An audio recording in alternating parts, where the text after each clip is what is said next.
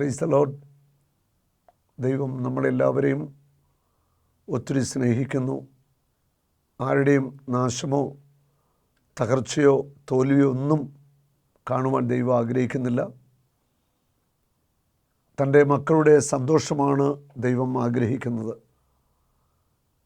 Philippi 4:4 പറയുന്നുണ്ട്, നിങ്ങൾ എപ്പോഴും കർത്താവിൽ സന്തോഷിക്കുവിൻ.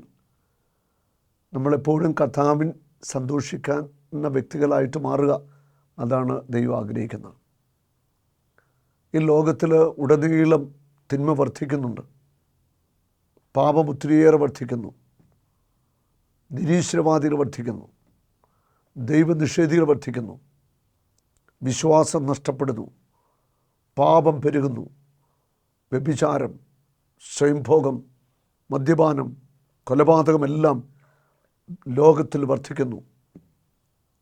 സഭാ വിഭാഗങ്ങൾ തമ്മിൽ പരസ്പരം പോരടിക്കുന്നു. ലോകത്തിൽ യുദ്ധങ്ങളും കലഹങ്ങളും ക്ഷാമങ്ങളും ഭീകരതയും വേട്ടയാടുന്നു. ഇവിടെ എനിക്ക് നിങ്ങൾക്കും ചെയ്യാനായിട്ട് വളരെ പ്രധാനപ്പെട്ടൊരു കാര്യമുണ്ട്. നമ്മൾ ദൈവസന്നിധിയിൽ കരങ്ങൾ വിരിക്കണം, മധ്യസ്ഥം പ്രാർത്ഥിക്കുവാൻ. ഉൽപ്പത്തി പുസ്തകത്തിൽ 19-ാം അധ്യായത്തിൽ നിന്ന് വായിക്കുന്നുണ്ട്, സോദോം ഗൊമോറ ദേശത്തെക്കുറിച്ച് പറയുകയാണ്. ആ ദേശം മുഴുവൻ പാപത്തിലേക്ക് പോവുകയാണ്. സ്വർഗഭോഗികളും വ്യഭിചാരികളെയും കൊണ്ട് സോദോം ഗൊമോറ നിറഞ്ഞു. ദൈവമായ കർത്താവ് ഒരു തീരുമാനമെടുക്കുകയാണ്, സോദോം ഗൊമോറയെ നശിപ്പിക്കുവാനായിട്ട്. പാപം പെരുകി. സോദോം ഗൊമോറയുടെ അകൃത്യം വലുതാണ്. അവിടുത്തെ അകൃത്യത്തിൻ്റെ പാപത്തിൻ്റെ മുറവിളി, നിലവിളി ദൈവസന്നിധി എത്തുകയാണ്. ദൈവം തീരുമാനിക്കുന്നു സോദോം ഗൊമോറയെ നശിപ്പിക്കുവാനായിട്ട്. ആ ദൈവത്തിൻ്റെ മുമ്പിൽ നീതിമാനായ ഒരു വ്യക്തിയുണ്ട്, അബ്രഹാം. അബ്രഹാത്തിൻ്റെ പ്രിയ ഭാര്യ സാറ, അവർക്ക് ദൈവം ദാനമായി നൽകിയ ഇസ്ഹാക്ക്. അബ്രഹാം ദൈവത്തിൻ്റെ കൽപ്പനകളും വചനങ്ങളുമൊക്കെ അനുസരിച്ച് വളരെ നല്ല രീതിയിൽ ജീവിക്കുകയാണ്. ദൈവത്തിൻ്റെ വലിയ ഇടപെടലുകൾ അബ്രഹാമിൻ്റെ ജീവിതത്തിൽ അനുദിനമുണ്ടാവുകയാണ്. മക്കൾക്ക് വേണ്ടി കാത്തിരുന്നു. ദൈവം പറയുന്നുണ്ട്, അടുത്ത വസന്തത്തിൽ ഞാൻ വരുമ്പോൾ നിനക്കൊരു പുത്രനുണ്ടായിരിക്കും.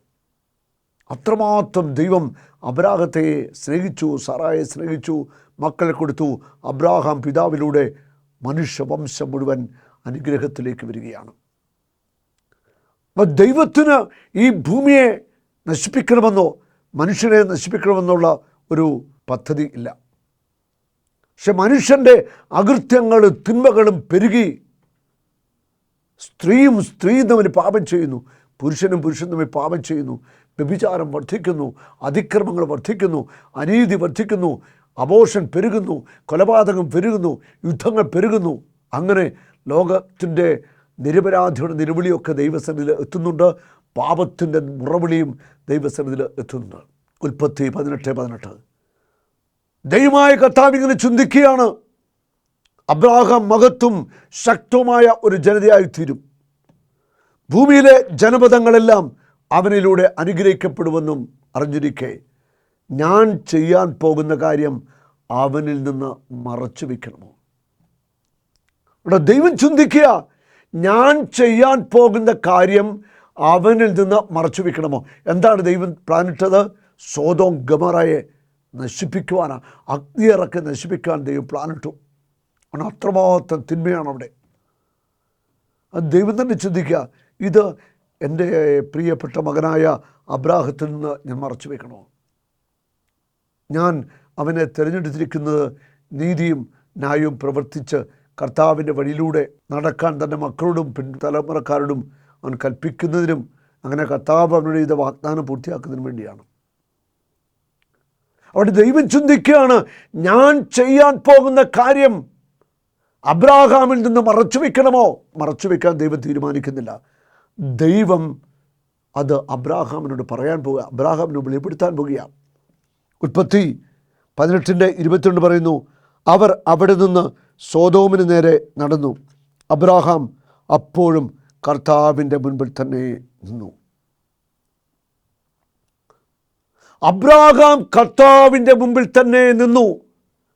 ദൈവത്തിൻ്റെ തീരുമാനം സോദോം ഗൊമോറയെ നശിപ്പിക്കുക എന്നുള്ളതാണ്.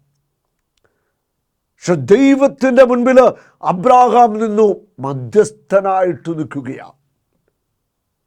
നമ്മളെ ഓരോരുത്തരെയും ദൈവം മധ്യസ്ഥരാകുവാനായിട്ട് വിളിക്കുകയാണ്. ദൈവത്തിൻ്റെ മുൻപിൽ പാപം പെരുകുന്ന ഈ ലോകത്തിൽ ദൈവത്തിൻ്റെ ശിക്ഷ കടന്നു വരാതിരിക്കാൻ വേണ്ടി, ദൈവ കരുണ ഒഴുകാൻ വേണ്ടി, നമ്മൾ ദൈവത്തിൻ്റെ മുമ്പിൽ നിൽക്കാൻ വേണ്ടി നമ്മളെ ഓരോരുത്തരെയും കർത്താവ് വിളിക്കുകയാണ്.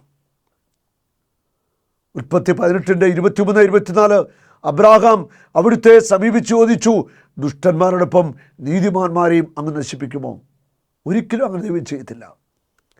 നഗരത്തിൽ 50 നീതിമാന്മാരുണ്ടെങ്കിൽ അങ്ങ് അതിനെ നശിപ്പിച്ചു കളയുമോ? അവരെ പ്രതി ആ സ്ഥലത്തെ ശിക്ഷയിൽ നിന്ന് ഒഴിവാക്കില്ലേ? ഹല്ലേലൂയ. ദൈവമായ കർത്താവ് പറയുകയാണ്,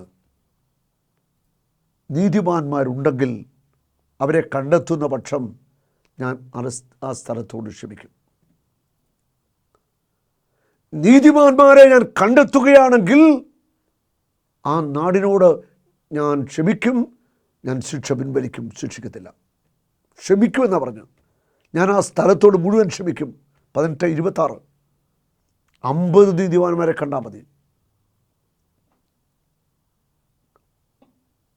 പക്ഷെ 50 നീതിമാന്മാരെ ആ ദേശത്തെ കണ്ടെത്തുവാനായിട്ട് കഴിഞ്ഞില്ലെന്നുള്ളതാണ്. ദൈവം ആഗ്രഹിക്കുന്നത് ഈ ലോകത്തിൽ നീതിമാന്മാർ വേണം.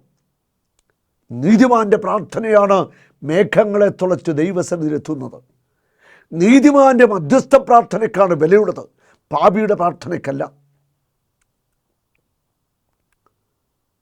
50 നീതിമാന്മാരുണ്ടെങ്കിൽ ഞാൻ നശിപ്പിക്കത്തില്ല. അബ്രാഹാം പിതാ പറയുക, കർത്താവേ എന്നോട് ക്ഷമിക്കണം, 45 ഉള്ളെങ്കിലോ അങ്ങ് നശിപ്പിക്കുമോ? വീണ്ടും പറയുകയാണ്, അങ്ങ് 40 പേരെ ഉള്ളെങ്കിൽ നശിപ്പിക്കുമോ? അവിടുന്ന് പറഞ്ഞു, 40 പേരെ പ്രതി ഞാൻ ആ നഗരം നശിപ്പിക്കത്തില്ല. കണ്ടോ, ദൈവത്തിൻ്റെ കരുണ ഒഴുകുകയാണ്. 40 പേര് നീതിമാന്മാരായിട്ട് ആ ദേശത്തുണ്ടെങ്കിൽ ആ ദേശത്തോട് ഞാൻ ക്ഷമിക്കും, ആ ദേശത്തെ നശിപ്പിക്കരുത്. കർത്താവേ എന്നോട് ക്ഷമിക്കണം, എന്നോട് കോപിക്കരുത്. 30 പേരെ ഉള്ളെങ്കിലോ? കർത്താവ് പറയാ, ഞാൻ ക്ഷമിക്കും. 30 പേരെ ഉള്ളെങ്കിൽ ഞാൻ ആ ദേശത്തെ നശിപ്പിക്കത്തില്ല. വീണ്ടും അബ്രാഹാം പിതാവ് വളരെ എളിമയോടെ പറയുക, കർത്താവേ ഞാനും കൂടി സംസാരിക്കാൻ തുനിഞ്ഞല്ലോ, 20 പേരെ ഉള്ളെങ്കിലോ? ഇവിടെ ദൈവത്തിൻ്റെ അനന്ത കരുണ ഒഴുകുക. നമുക്കറിയാം വിശുദ്ധ ബൈബിൾ എന്താ പഠിപ്പിക്കുന്നത്? ദൈവം സ്നേഹമാണ്. ദൈവം സ്നേഹമാണ്. 1 യോഹന്നാൻ 4:8 പറയുന്നു, ദൈവം സ്നേഹമാണ്, സ്നേഹത്തിൽ വസിക്കുന്നവൻ ദൈവത്തിലും ദൈവം അവനിലും വസിക്കുന്നു. സ്നേഹം തന്നെയായ ദൈവം പറയുകയാണ്, 20 പേരെ ഉള്ളെങ്കിൽ ഞാൻ ആ നഗരത്തെ നശിപ്പിക്കത്തില്ല. ദൈവത്തിൻ്റെ അനന്ത കരുണ, അനന്ത സ്നേഹം, അസ്തമിക്കാത്ത സ്നേഹം, അവസാനിക്കാത്ത സ്നേഹത്തിൻ്റെ പ്രവാഹം അവിടെ ഉണ്ടാകും. നോക്കിയ പിതാവായ ദൈവത്തിൻ്റെ ആ ഹൃദയമാണ് ഇവിടെ നമുക്ക് വെളിപ്പെടുന്നത്. ആ ഹൃദയത്തിൻ്റെ സ്നേഹമാണ്. സോദോം ഗൊമോറ മുഴുവൻ മ്ലേച്ഛതയുടെ പാപത്തിൻ്റെ ജഡികതയുടെ ചെളിക്കുണ്ടി കിടക്കുമ്പോൾ ദൈവം തീരുമാനിക്കുക, തീർക്കാൻ പോവുക, നശിപ്പിക്കാൻ പോവുക. അബ്രാഹാം ഇടയ്ക്ക് നിന്നു, കർത്താവേ കരുണയായിരിക്കണം. ദൈവം പറയുക, 20 പേരെ ഉള്ളെങ്കിലും ഞാൻ ആ നഗരത്തെ നശിപ്പിക്കത്തില്ല. അവിടുത്തെ ജനത്തോട് ഞാൻ കരുണ കാണിക്കും. ഇന്ന് ഈ ലോകം നിലനിൽക്കുന്നുവെങ്കിൽ ഓർത്തുകൊള്ളുക, ലോകരാജ്യങ്ങളിൽ എവിടേക്കോ ആരൊക്കെയോ നീതിമാന്മാർ ദൈവത്തിൻ്റെ മുൻപിൽ നിൽക്കുന്നുണ്ട് മധ്യസ്ഥം പ്രാർത്ഥിക്കുവാൻ.